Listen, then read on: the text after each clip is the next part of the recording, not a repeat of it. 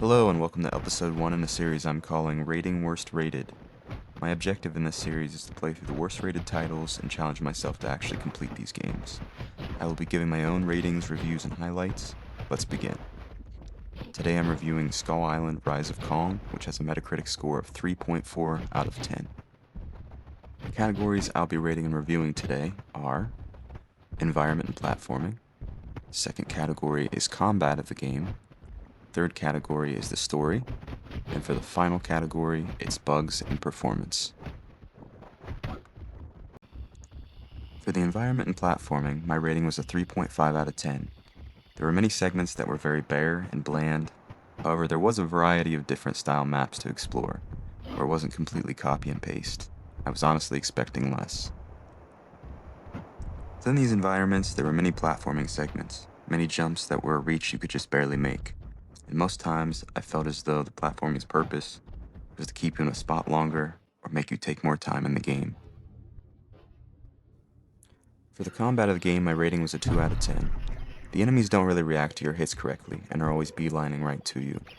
Throwing rocks that infinitely can be grabbed out of the ground works better than the hand-to-hand combat. You fight the same enemies over and over, besides bosses, and you see the same animations for execution moves over and over. Since we're talking combat, I'm going to show some boss highlights, except for the final boss of the game, which is at the end of the video. This boss battle takes place fairly early in the game. I skipped a lot of this fight because it was surprisingly long, around 8 minutes.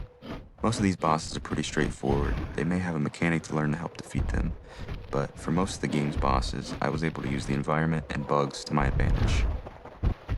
For this boss specifically, I knew I was in trouble because he stole my move of throwing projectiles from range, and he was chucking them like 200 miles per hour. So I found a way to render his projectiles useless.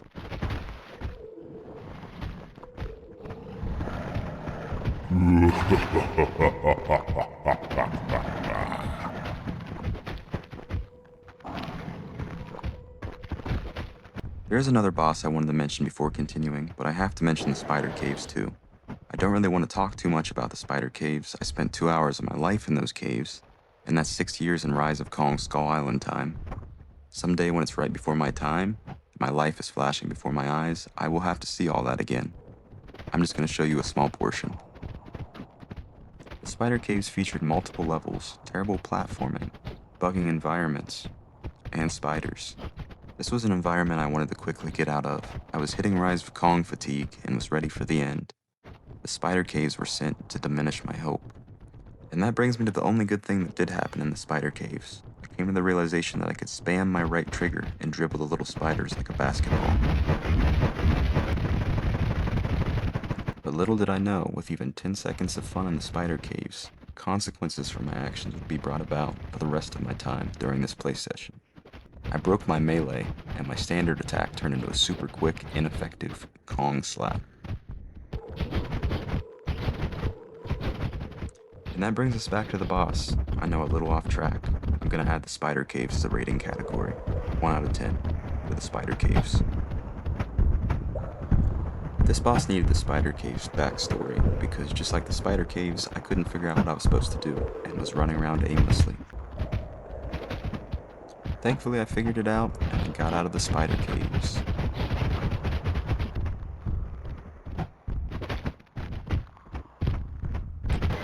My rating for the story of this game is a 3 out of 10. You play as some version of Kong, whose parents were murdered by a red lizard dinosaur. Throughout the game, it is implied that you are traveling these environments and fighting these bosses to get stronger, enabling you to enact your revenge. Not a terrible story idea, but not strong enough to justify going through the mess that you do in this game. For the final category, bugs and performance, my rating is a 1 out of 10. The game is riddled with bugs and performance issues. I kind of feel bad giving it a 1 rating, because trapping enemies in the environment started to feel more like an intentional mechanic of the game, and I used it a lot.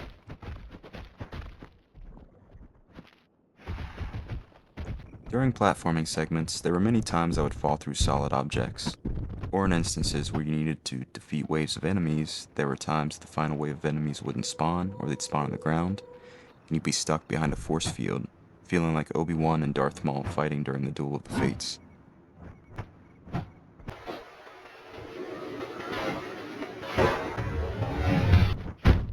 There's one instance of that almost made me rage quit this morning as I finished the game.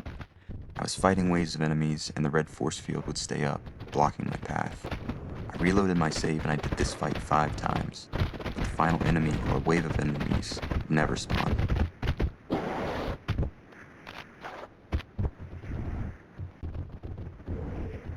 This became increasingly frustrating because I knew I was close to finishing the game and thought that it wasn't going to be possible. But eventually, after reloading the save my 5th time, I started smashing the environment, thinking maybe an enemy had fallen through the map. When I discovered that the enemy on the wrong side of the barrier was taking damage, I realized that this enemy was the culprit the entire time.